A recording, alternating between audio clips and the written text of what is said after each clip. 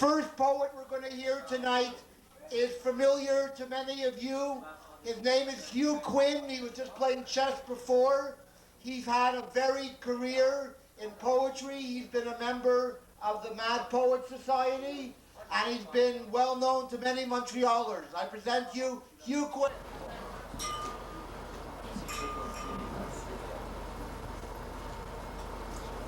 The rights of the minority must be protected, because the poor always outnumber the rich. John A. MacDonald, 1865. The homeless. The homeless are no accident. They have not abandoned reality. They have merely retreated to where no more harm can be done, no more tricks can be played. What passes them on the street is a clutter of fears, futile jobs, and failed realities. Some, grown hard and angry, throw themselves at the walkers. They are waiting for Godot too, less patiently. Others are soft as a feather. There is no reason not to give them some of the coins we find ourselves carrying. Futile integers that turn to gold in their hands. The no. And now I enter into no, a futile bell, its clapper gone. My screams are silent, they disturb no one. Some from their endless tasks relent to wonder at a clapless bell, then rush to fill their lives again with frantic sound. And what's their gain? Discordance in their public hell that covers up their screams, perhaps? Despair. We only know our own despair when it despairs of us. Some treading on the mill that's breaking us.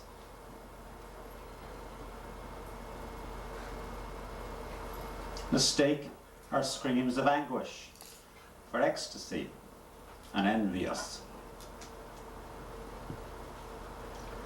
Since this is a bilingual reading, I'll give you a poem from the 18th century Irish of Owen Raftery.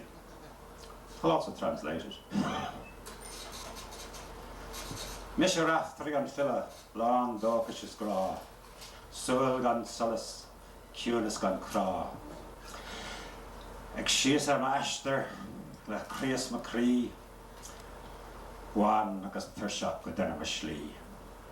Tá mé ish, my ger balla, ag sinnam ceol, the pocky full of.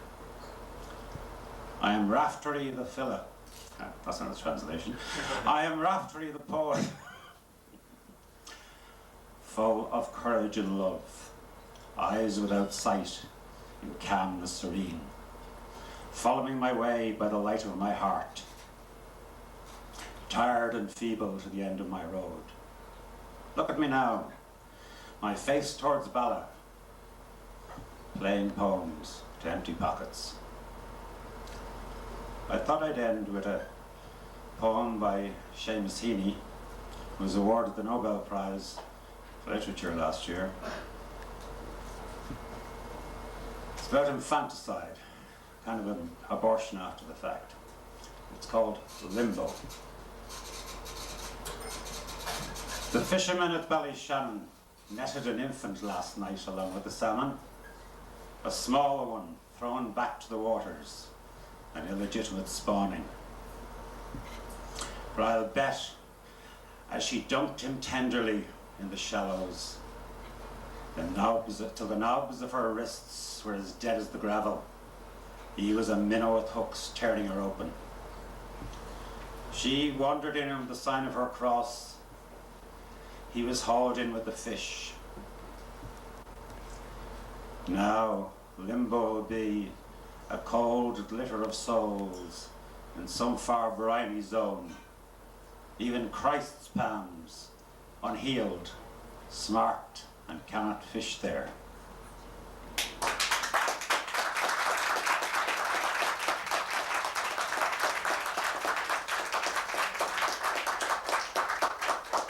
I want to thank you. It was very moving, I found, especially the bilingual poem in Gaelic and English. Okay, we're going to wait a couple minutes. Enjoy yourself. He's a well-known sociologist, and it should be interesting to hear what he says. He'll go on in about 5 minutes. This one's called Travel Poem from Greece. They will ask you what you saw in Greece, and you will say you saw a dog attack a little girl on the Isle of Crete. They will ask you to repeat, and you will tell them the dog was a dirt yellow mongrel whose head grown men stuck in a box to teach children to laugh at torture. You will tell them the children laughed, threw stones at the dog, tried to get him to jump into a hoop that would collar his neck. All this took place in a courtyard of fine gravel, where schoolboys sat in plastic chairs white as the sea was blue, and bounced pebbles into a bucket off a wall crumbling from the siege of boredom and time. Behind the wall a man slept. In late afternoon he put meat on a spit he later served to German tourists, while the dog turned round and round in the circle of roasted odors until again the tormentors came and led him into traffic. Mopeds, cars, Yeats' gong-tormented sea, and a black dog that walked with a limp, its mouth stretched into the permanent smile of a Nazi, white teeth crazy and inoffensive. And then you will tell them how a car pulled up to the roadside patio, how a man went inside to eat and drink while his wife waited in the passenger seat, her eyes dull and bled of hunger, and her mouth shut like a purse on the small change of matrimony. Behind her, in the middle of the road, the dogs went fiercely at it. The children laughed, the German tourists got drunk, and toasted their return with the man who slept in the afternoon, but in the evening made much of the fact he had once worked in Germany and now owned a third of the courtyard, the restaurant, the ziggurat floors above, countless relatives, the house opposite, and a dog even his waiter could beat. They will answer you, this is not Greece, and you will tell them you also climbed to the top of a Roman acropolis, in a village high above the town where the dog jumped on the little girl and pinned her screaming to the ground. And you will tell them it is true that from the top of the Acropolis, the sky and the sea lose their horizon in a blue more formless and blue than any they can hope to see. And for such blue came armies, tourists with weapons and ideas looking for something original. But in the village you saw a boy kill and skin a rabbit with the help of his grandmother. He stuck a knife into its neck clumsily, so it took some time to die. And when it was dead, had his grandmother grabbed the head while he stripped the body of its fur. In the yard where they worked, the cat circled in the hope of viscera. When they had finished, they hosed everything down. Rabbit, knife, hands, feet, the blood-stained dirt, even the raucous sounds that had gargled their way down from the old lady's throat. You will tell them then that you watched as the boy stuffed the inedibles into a plastic bag he heaved into the mountainside. And when that too was finished, you walked down the path where donkeys step, bearing olives to the blue sea. But that was not what I thought. I thought instead of a young man's body waving onto cold pavement like a broken dancer at the height of his jump, full of innocence and perfection, marred only by wet dreams and acne. Then my mind jumped like a dancer and drew forth the image of a ring in which you and I were set like little diamonds, increasing over the years in number and power until people had to look away. So many stones, so many cut faces, so much hard light, so much jeweled death. In Vermont. You can't make an omelette without breaking eggs, Lenin once said apropos of the revolution. Perhaps the truest thing he said, next to telling Krupskaya on the train they'd never live to see it. He thought he was talking about the next stage in human evolution, but actually he was an old line prophet, a kind of happily married Marxist Jeremiah, deliriously dialectical. But he was right about the omelette, and it's still true. One of life's great metaphors, if not life's, then love's. Ask me, I know. I spent years trying to make something work. A relationship, as they now say, in the bedroom of existence where Marxism really took hold. And all that time praying for quiche or hoping souffle would happen like love's miracle. But it didn't. And I, he, we kept trying until I finally gave up and drove down to Vermont alone to see what life was like when you really took revolution seriously, your own that is, the way you insisted it had to be when flesh burned and was not consumed. The day was sunny as I drove through the loping territory that prides itself on living to the left of the world, the light the color of scrambled eggs. Perhaps it was that brought Lenin to the surface of false consciousness.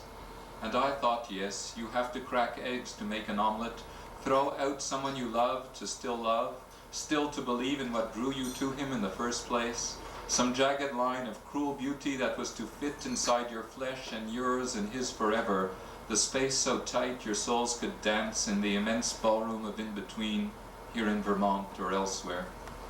Of course, I know forever is a dream, our hapless way of talking about Mr. Right that fueled so much bad politics. But the long, slow haul of social democracy does not work any better. Tu dans l'œuf, as they say in French, though we pretend it is otherwise in the eternal deferral we call now hope, now compromise. Revolution's intelligent strategy, but not the grace that sent him to me.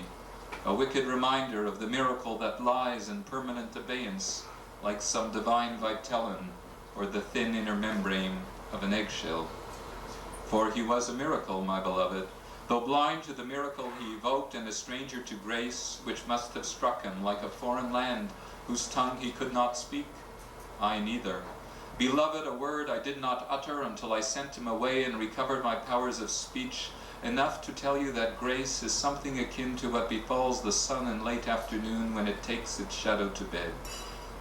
My beloved and I were almost a terrible beauty, and for that almost I stayed and stayed until the almost turned hard and forced me to choose between what a therapist once called the normal conduct of business and my unforgiving conviction that love was something two people rolled between their souls like marzipan. I never liked marzipan, but liked the image, which I roll around my brain thinking of Lenin and his omelets while I drive down the interstate of another country, trepid and intrepid about putting myself in this day and age in the hands of the gods. A little more enraptured and a little less despondent. Soft rain falls on soft grass your body cannot touch, for that rain only falls within that simple hutch of memory and mind so overblown with love. No longer can I tell the crow from the dove. Such lines the poet wrote, lo many years before. I know now how he felt when absent from the shore your body calls to mind by unintended wiles, you of the line erect, I of the bowl that smiles. I think of those before and those still yet to come, wonder where it leads in the short or longer run, to rowan-berried lips, slope of your gentle arms, nightfall luring men to the yew tree of her charms. Does Q have an answer, an alphabet, a song? Wherefore do I sing when no song can right a wrong?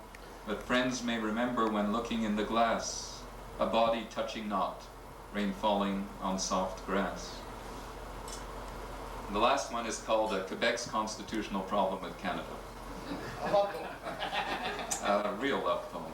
It's in fact the only kind of love poem I think we can write. Anyway, Quebec's Constitutional Problem with Canada. 1. The country is first of all land.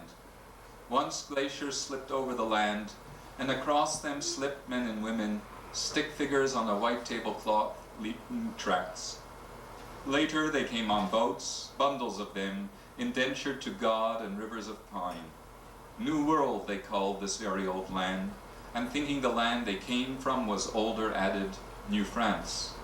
The men took wives from their bundles and sired sons, who left to follow the rivers.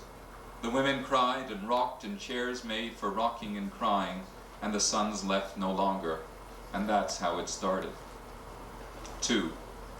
In the 19th century, this land became a country of sorts.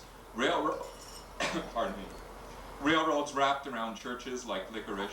Languages stuck to corners of land and then unstuck.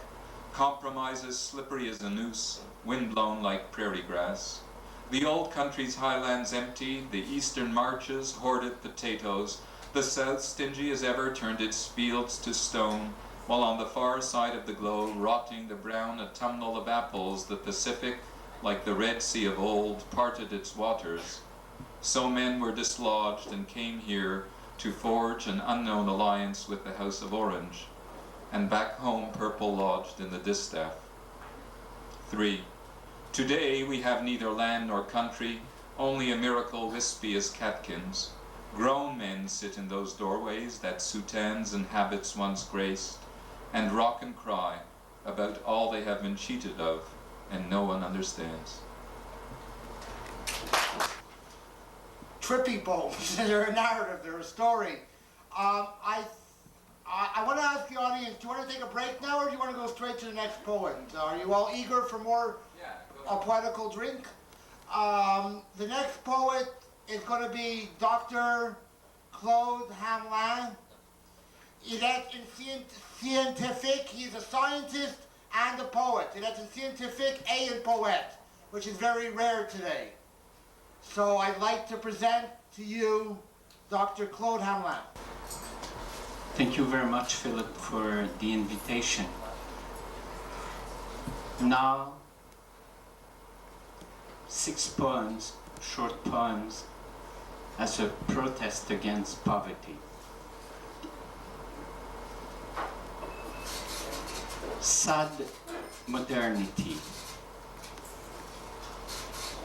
An idle trouble is cultivated daily in the office towers of downtown. A painstaking relaxation is cultivated daily in the bungalows of suburbs. Usual work between exhaustion and bruises. Regular occupations between cracklings and breaks. To harvest sweet life and love, one must take the time to be rather than to have. Des nantis. Pièces et billets cachés dans la main. Perles et diamants enfermés dans un coffre. Actions privilégiées et titres convertibles dissimulés dans une tour de verre. Trop riches parmi trop pauvres. Ils ont cru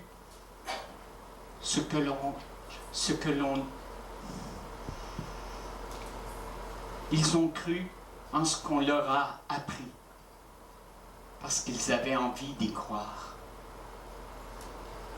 Ils ignorent toutefois que l'or a soif, comme l'eau de mer. Sainte Famille Street. I live in a very beautiful house. The roof is running down itself all the autumn. But my janitor is a pianist. The panes are away now and again from the window. But he is a pianist.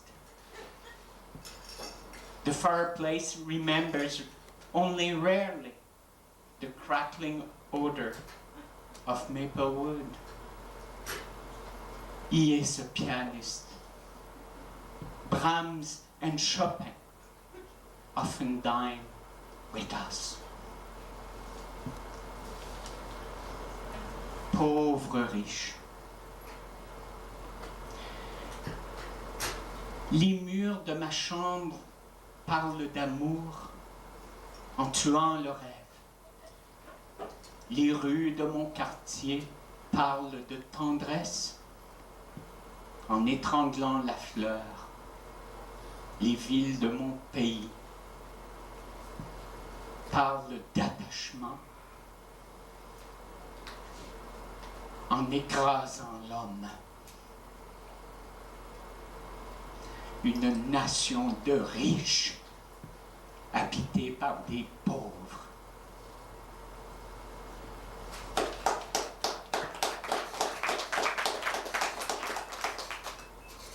Poetry.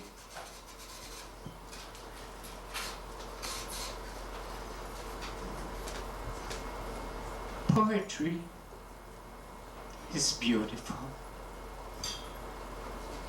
It makes you cry. Poetry is big. Makes you dream. Poetry is strong. It can change a life.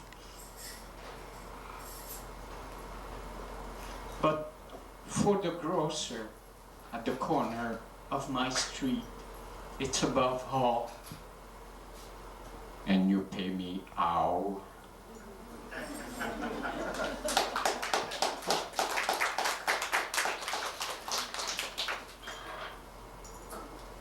Courage. Poids de certaines épreuves qui vous accablent le cœur jusqu'à la désespérance. Morsure de certaines amertumes qui nous brûlent le cœur jusqu'à la colère. Déchirure de certaines insouciances qui nous vident le cœur jusqu'à l'oubli. Comme il fait mal d'échouer dans ses rêves. Mais, jour après jour, il faut recommencer. Dans l'espoir d'un monde meilleur, parce que nous aurons vécu. Merci. Hold on, Ron. Adept in either English or French, and very well phrased sentiments. Next, I want to present to you Robert Smith, and then we'll have a 10-minute break, and then we'll continue up with Eric Roger, Sandra, myself, Miss Clark, Jennifer Clark, and Colin. So next is Robert Smith. Thank you. Je vais commencer par lire un poème en français.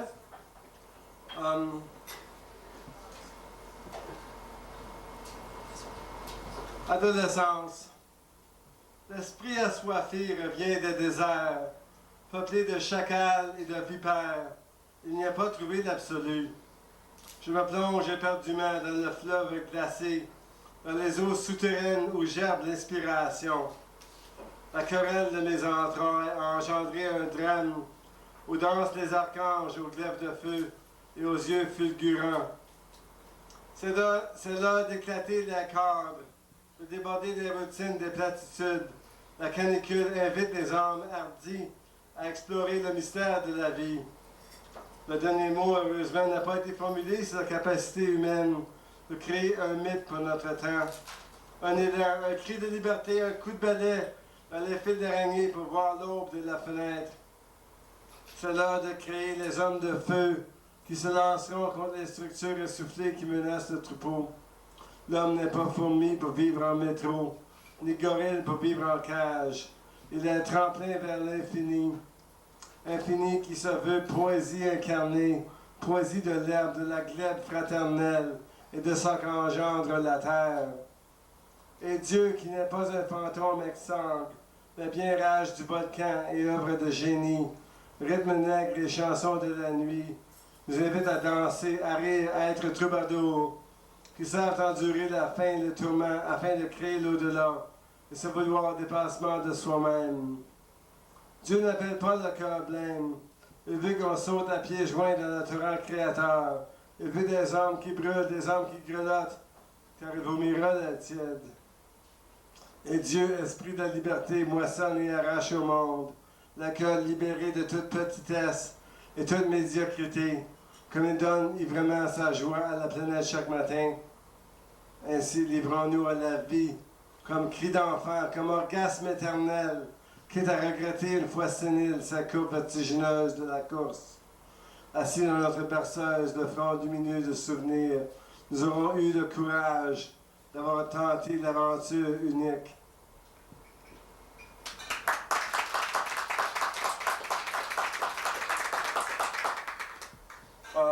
I would like to dedicate this next poem to my wife, who's sitting right here, Bonnie. She heard me read this a few days ago. Prehistoric poetry. We were sitting in St. Helens Island having a picnic. I was reading her a poem. Well, you had to be there. Prehistoric poetry. Darling, sitting in the grass together atop a promontory on St. Helens Island, we are about to enter history, for we still live in the dark ages, a savage beauty. Like Einstein expanding the known universe beyond the Michelson-Morley experiment, like Freud plowing the land beyond hypnosis, we'll bear out children who are not afraid of the boogeyman, sitting on the grass as I read verse to you, and you lay on your back resting your head. Across the gray rush of river beyond the budding bushes and trees, I see skyscrapers. The greed has left 30,000 homeless. Well, I wonder about my latest job interview, because you are expecting, because there's no room for schizophrenics. And we live in a primitive age while we invest in outer space, while you and I sit on the grass and I read verse to you. There is a funny millennium around the corner with holes in the ozone, with billions of dollars itching for a war, with a billion automobiles coughing, with factories barfing smoke into the air. I clench my fist and I gnash my teeth against our telephones, against our computers and refrigerators, for we are all accomplices, while families picnic in the park. Darling, the poem I just read to you out of the anthology was Allen Ginsberg's Howl. But nothing has changed. You expect a happy ending. You're expecting a child. I am expecting an apocalypse on installment.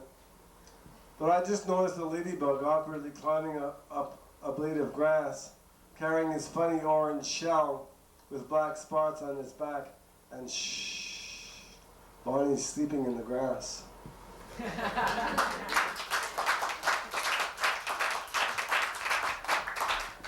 I've read this poem many times. I hope it doesn't bore you. This poem called Beware the Meek. Around 15 years ago, the Pope, John Lennon, and Ronald Reagan were shot at by quote-unquote mental patients. The media were quick to point out that these people were had cocktails with neuroses and had problems. And I took a taxi, and the driver says we should put all these people against the wall and shoot them.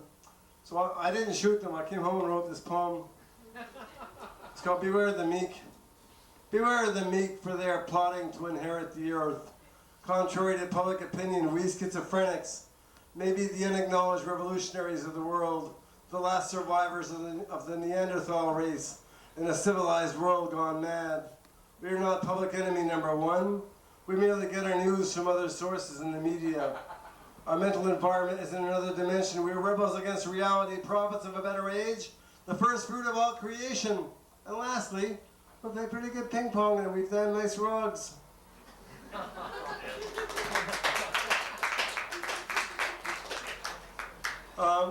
This poem here was inspired by Cafe Phoenix. I used to hang around Cafe Phoenix for about 6 months. I hang around Cafe Phoenix in St. Lawrence Street, which is it was a coffee shop where the waitress had green hair and tattoos on her forehead, and it was neat. I love the place. It was great. The poem is called "There's No Ism Like Fascism." You know, there's no ism like fascism. I have a hang-up. I love military parades. Military parades in leather. I even love getting arrested by the police. You know, when these tough guys 6 foot tall storm into your house, wearing those uniforms they wear, and they ask you what your political views, don't they? I love being interrogated man to man, being threatened with torture. Man against the elements. I have a hang-up. Yes, military parades. Furthermore, I love the love calls of crickets and wolves when walking from town to town in the hollow of the night in the vast darkness, reeling in the roller coaster of drinking in myriads of stars in the international sky. I also love it when my baby daughter reaches out her little arms to me, meaning pick me up, Daddy. And she feels warm against my chest. And I sit in a rocking chair reading her the story of the three little pigs. I loved smoking a dime of grass and waxing giggly, and I'd laugh so mad I'd fall off my chair and I'd see colors in the Van Gogh posters, and we'd walk the detective streets wearing shades so no one would detect how bloodshot our eyes were. And I used to love boozing in clubs, watching jazz musicians play till they puked, and then we'd flock to the back room at the break to toke up. Then someone would tell a joke and we'd step into a zen dream of booze pollution with brains frozen. Another source of fresh excitement was a good demonstration with loudspeakers raving and banners waving, and we'd get so high in the adrenaline and synergy of the crowd, and we'd feel so righteous because the cause felt right. Hitchhiking in a gang is also fun.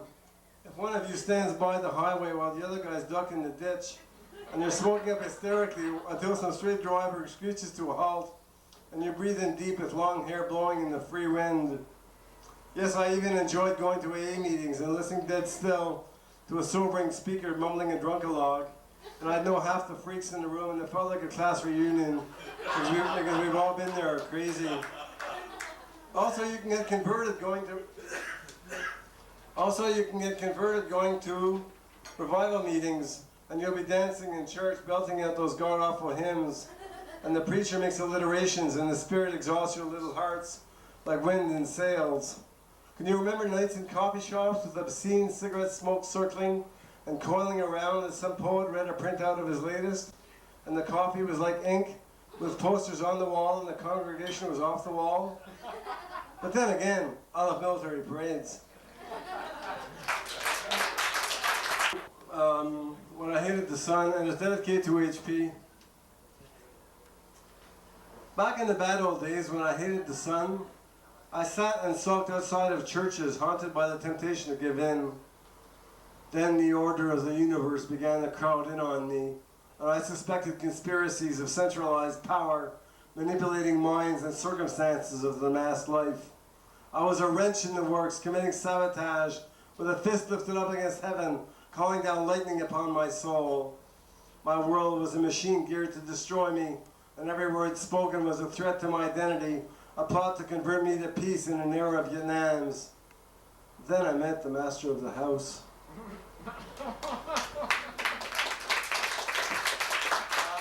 Is peace stands for higher power. I want to thank Robert. I think we should take a 10-minute break now just to give everyone time to circulate. After the break, it'll be Eric Roger.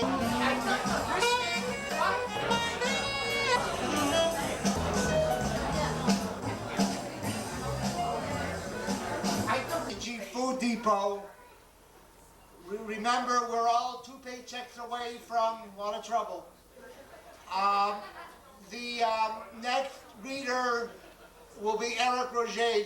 Le prochain lecteur sera Eric Roger. He has a poetry show on FM from the University of Montreal at about 4 in the morning, where you could phone up and read your poetry. He's kind of dedicated.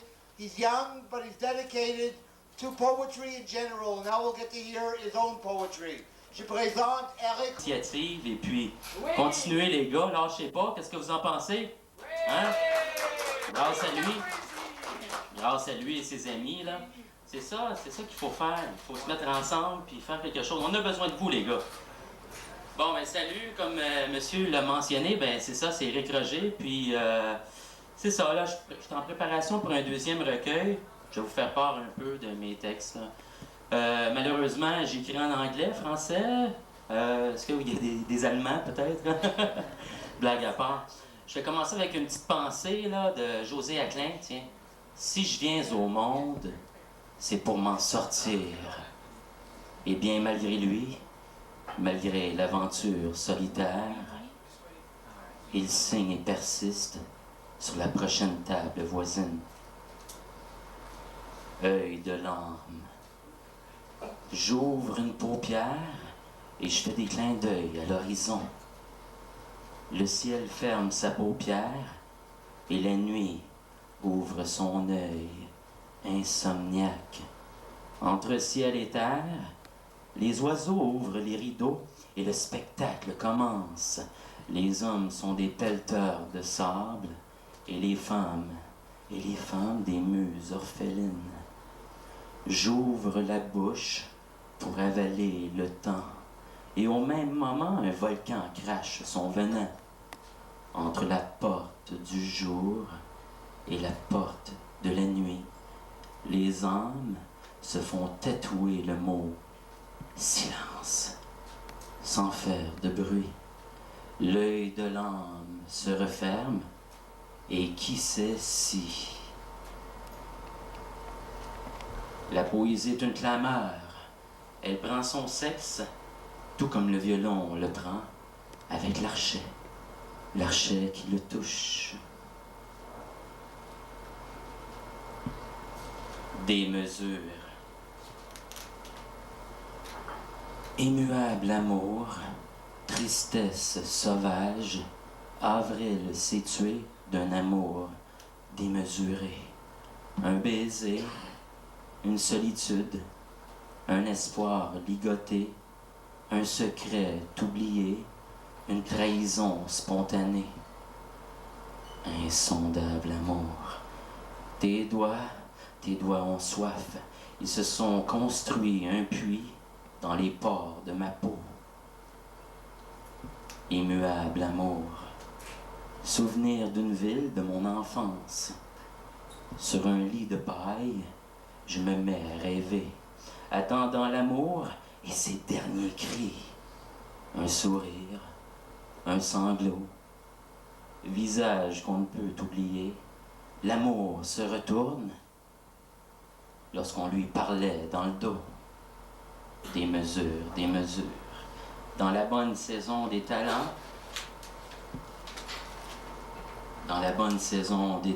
une femme s'est creusée un chemin dans une main. Dans le silence étourdissant des étoiles, une femme apprend le langage des arbres. Dans la bonne saison des talents, de page en page, un écrivain tente de s'enfuir. Dans la bonne saison des chagrins, on attend la dernière pluie pour l'accompagner de larmes chaudes et tardives. Dans la bonne saison des talents, je te tutoie. Tu prends mon cœur pour un jouet et c'est ma folie qui t'ennuie. Tu regrettes ces paroles en l'air et c'est mon amour qui te joue des tours. Comment pourrais-je trouver ta confiance? Peut-être dans un lit où nos deux corps s'enflamment. Comment pourrais-je suivre tes espérances? Quand ta jalousie me questionne, je te tutoie. Tu penses déjà aux larmes qui s'échapperont lorsque tu te retrouveras derrière la porte. Le ton de ma voix s'amplifiera et toi tu plongeras dans cet océan de sanglots. Je t'observe par la fenêtre, tu t'éloignes, ta démarche me tourmente. Tu t'en vas, tu m'ignores, et voilà qu'une pluie torrentielle s'abat sur mon cœur. Permets-moi, je te tutoie. L'amour sans la jalousie n'est pas l'amour. Spécialement pour Sandra Walsh. Le sang se mit à tourner dans les veines de l'univers. Alors, imagine les étoiles censurées et que de noirceur pour s'aimer. Des noms à Denis Vanier. Attire-moi près de l'inconnu et j'y verserai des larmes de sang. Ainsi, l'inconnu nagera dans une mare de sang. Le plus doux des sentiments prendra naissance, aussitôt que l'inconnu s'inventera un chemin de traverse. Mes émotions sont prises au piège, et voilà que l'inconnu me libère de son corps nu. Ma tendresse s'est pendue sur ton corps. Elle s'est suicidée de désirs inassouvis. Dis en nom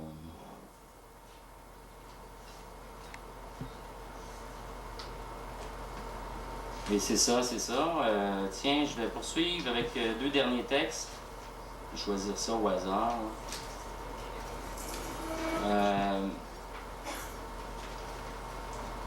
Ma certitude révélée. Comme Raoul Duguay le mentionnait souvent, ma vie est un rêve éveillé.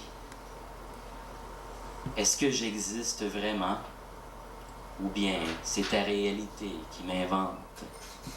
Ton baiser n'a plus la même saveur depuis que tu ne suces plus ton pouce. Mon existence se délivre du mal. Faut-il pleurer ou tromper les amours pour qu'ainsi la réalité me réinvente? Laisse ta bouche grande ouverte et laisse passer ma certitude révélée.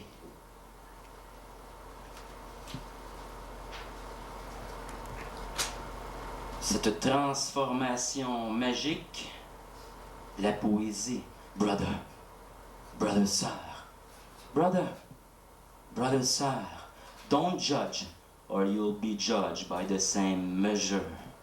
Ne juge point ton frère, car il est le reflet de toi. Some have been possessed by the evil empire.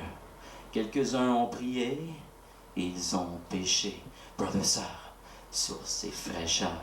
Winds of peace. Eh bien, malgré nous, une déchirante infortune. Les tendresses sont clouées au bout du lit.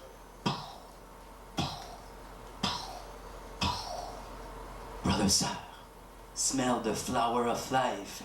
Les yeux ont échappé à l'amour, et brother, sir, s'exclame, my heart burns on fire. Don't you feel it strong? Et en terminant, tiens, est-ce que vous aimez les textes érotiques? Oui! Les textes cochons! Cochon. Tiens, Ah ouais! on va terminer avec délicatesse. Aïe, aïe, aïe, aïe! Oh, délicatesse. Ma main se baladant sur ta cuisse, mes doigts surmontent la falaise de l'affection. Lorsque ton genou est levé, ma main se baladant se dirige vers le sommet de l'amour. Oh, délicatesse, tu as caressé ma peau jusqu'à la dernière goutte. Et oui, tu es demeuré là, caressant mon ennui. Et tu es demeuré là, initiant ta langue au plaisir de caresses folles. Et oui, ta langue caressant mes seins. Oh, délicatesse. Une petite femme anglaise, moi l'homme à la langue française. Lorsque je te fais l'amour, petite femme anglaise, c'est une nouvelle langue que tu choisis. Une petite femme mature, malgré l'âge avancé. Moi, le jeune homme aux pulsions si fortes, je te fais l'amour et tu en demandes davantage. I have a lot of love to give to you. You have a lot of kisses to give me. If I'm bored of our relation, petite femme anglaise, you will see your love despair, hopelessly and desperately. Tu es la femme aux caresses profondes. Je suis l'homme qui a le cœur au chaud lorsque tu dis je t'aime, and when you are telling me that I'm your angel. Séduisons-nous. Merci. Merci beaucoup.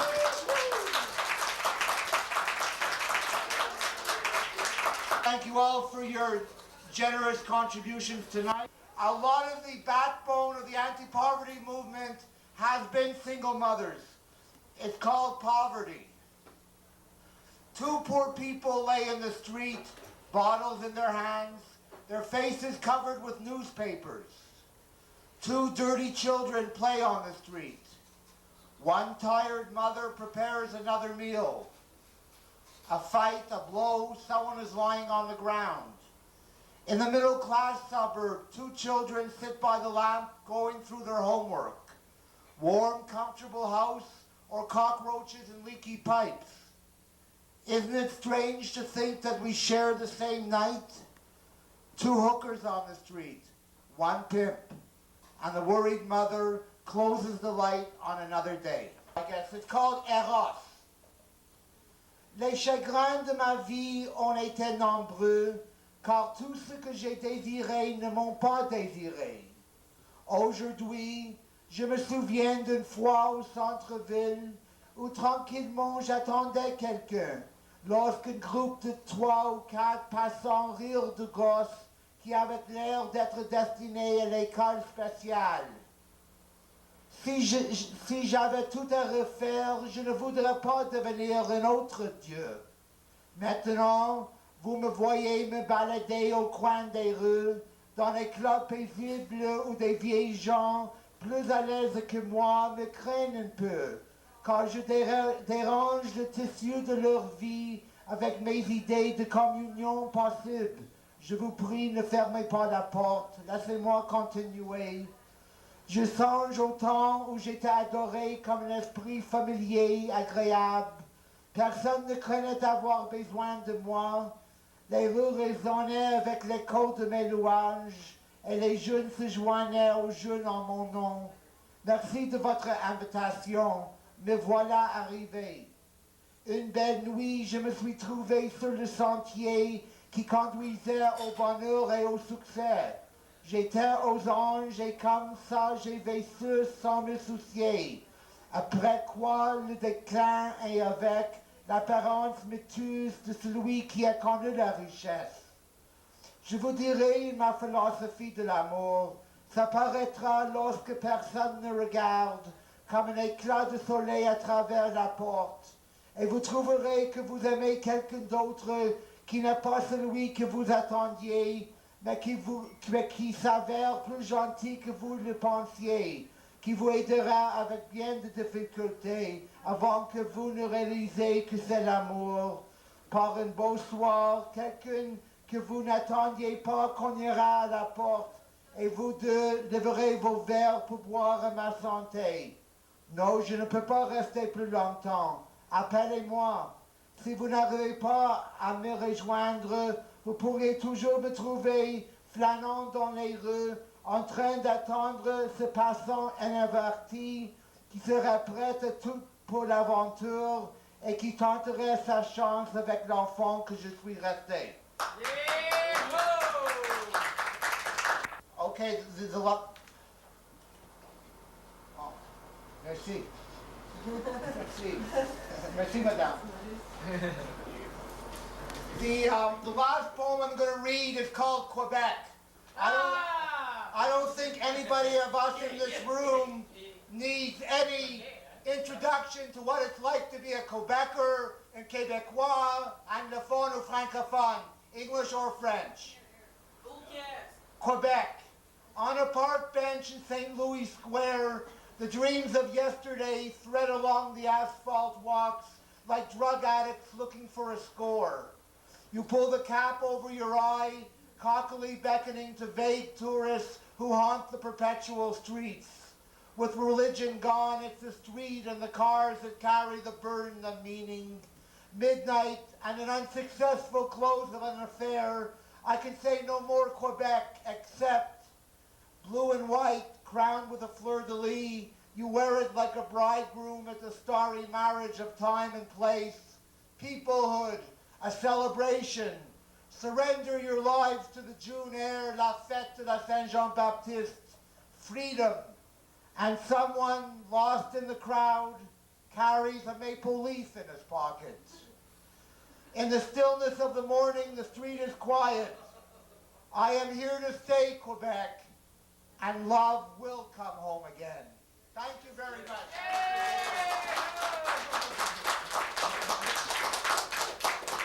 Now I have to put on the hat of the MC, to get rid of the emotion and get back to it. The next person to read will be Sandra, who's a friend of Eric Roger, and I don't know your last name, so I can only say Sandra. Wow. It's called Wild Bird of Time. I wrote it in 1980 during the most extremely difficult time in my life.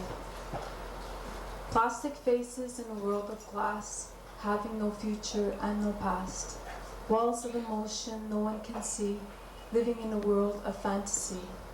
Wild bird of time, fly so high, sweep my life across a silver sky. Cast your shadow, it blocks my mind, looking for something that I'll never find. Listen to words from an empty mind, they don't look ahead and never behind. Just an endless circle of fears, screaming feelings no one hears. Wild bird of time, fly so high, sweep my life across a silver sky. Cast your shadow, it blocks my mind, looking for something that I'll never find.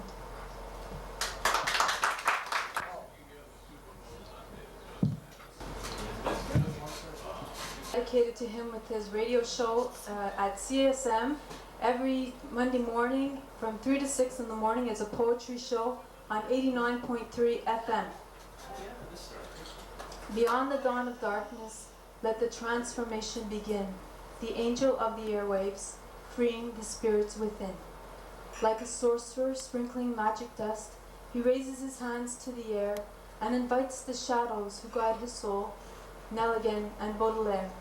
His eyes reflecting passion's fires, memorizing with a glance, seducing dreamers with his voice, inducing a lover's trance.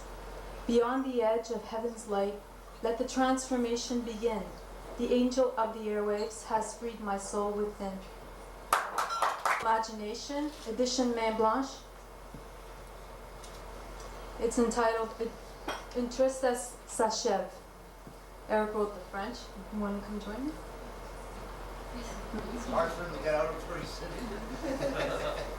There are the tears of happiness that accompany the laughter. There are the tears of pain that soothe the wound.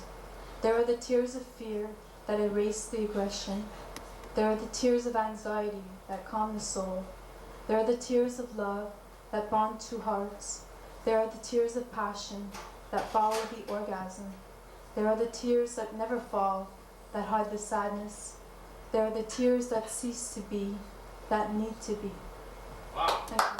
Daniel was a poem that he didn't write, but he likes very much and may give us some insight into our human condition. Because my friend Hugh did 2 poems that weren't by him, so I'm going to take that as my precedent. The first one is for a friend of mine who is sadly very, very far away in time and in distance. And not that it'll make any difference to any of you, but I'll tell you a little sort of background for me. When I was born at home, and the doctor who gave birth to me kept the afterbirth and used it to fertilize his roses. And then when we came to here, and everyone picked on me, and because I had a funny accent and all that, it was something that always gave me strength, that somewhere over in England, there was this plot that was growing roses that fed me. It's a true story. Somewhere I've never traveled, gladly beyond any experience, your eyes have their silence. In your most frail gesture are things which enclose me, or which I cannot touch because they're too near. Your slightest look easily will unclose me. Though I've closed myself as fingers, you open always petal by petal myself. As spring opens, touching skillfully, mysteriously, her first rose. Or if your wish be to close me, I and my life will shut very suddenly, very beautifully, as when the heart of this flower imagines the snow carefully everywhere descending. Nothing which we are to perceive in this world can equal the power of your intense fragility, whose texture compels me with the colors of its countries, rendering death and forever with each breathing. I do not know what it is about you that opens and closes, but something inside me understands, and the voice of your eyes is deeper than all roses. Nobody, not even the rain, has such small hands. Listen to more arts. And this is extremely famous, and you all know the composer, I'm sure. Do not go gentle into that good night. Old age should burn and rave at close of day. Rage, rage against the dying of the light. Though wise men at their end know dark is right, because their words had forked no lightning, they do not go gentle into that good night. Good men, the last wave by, crying how bright their frail deeds might have danced in a green bay. Rage, rage against the dying of the light. Wild men who caught and sang the sun in flight and learned too late they grieved it on its way, do not go gentle into that good night. Grave men near death who see with blinding sight, blind eyes could blaze like meteors and be gay. Rage, rage against the dying of the light. And you, my father, on that sad height there, curse. Bless me now with your fierce tears, I pray. Do not go gentle into that good night. Rage, rage against the dying of the light. Thank you very much, that was Dylan Thompson. Singing out of angst, dancing out of anger, in a barren room I hallucinate, reaching out for reaction from imaginary cellmates. Imposed restraints in Carland cause me to love this lovely room. Imposed restraints in Carland cause me to love this lovely room. If I had built respect in the minds of men, constructed careers as you have done, I would not bend with shame. If I built respect in men's minds as you have done, I would not bend. In my herd of traffic men, in my flow of humanity, I grow weak, knowing the anguish of isolation and the fear that comes with numbing rejection. In my herd of humanity, I have felt fear and anguish of isolation. In the pursuit of satisfaction, hordes of humans ravage the planet. Wildlife withers under the onslaught, and the means of destruction are praised as progress. In pursuit of satisfaction, hordes of humans ravage the earth, undoing knots of anguish in our exchange of ideas.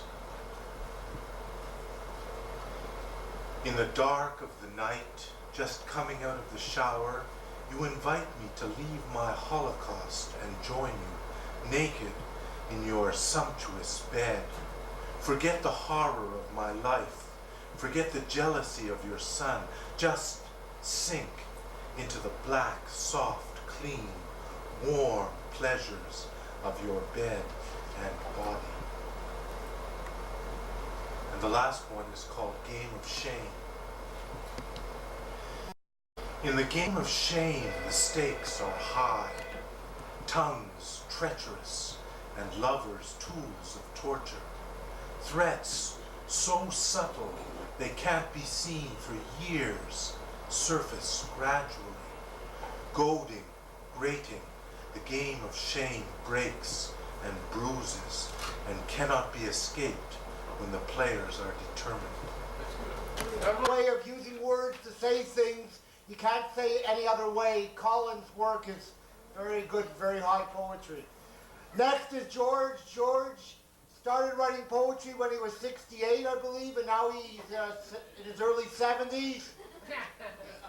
You could call him the Grandma Moses of poetry. A very good poet indeed. Thank you very much, Philip.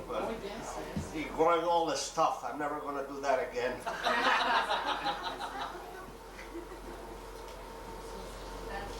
This is a fast poem I wrote this morning. I didn't title it or anything like that. Well, anyway, when it comes to poetry, I'm an amateur. What I've heard tonight, I was very impressed. I'm kind of I don't know, embarrassed or something. Anyway, here goes. You're a boy. Yeah, thank you. The relentless howling of the wind under the vastness of the observing sky. The unemployment, hunger of people that pick on the skeleton of the calamities of the system, depicted on the torn canvas of the soul. Sperm and labor the endless fields to the bones of their fingers, the peons of humanity. Reap with the scythe the lions of commerce and finance to the condemnation of saints and devils.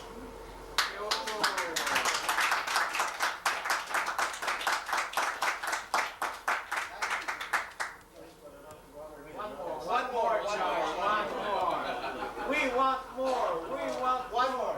One more.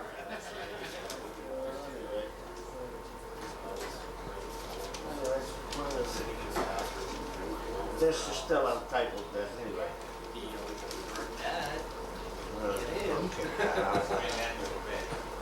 The magnitude of the minutest molecule of the curiosity of the formidable mind.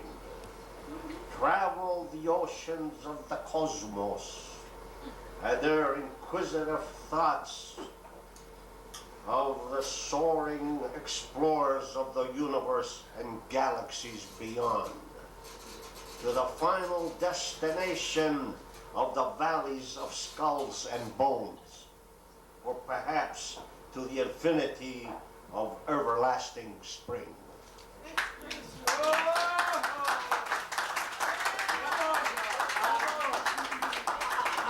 I'd like to thank Bar Camera, Ian, Ferguson, and Nick Barker for enabling us to have this benefit here. I want to thank everybody that's here, and I want to thank the poets for a very nice, poetic evening. Thank you.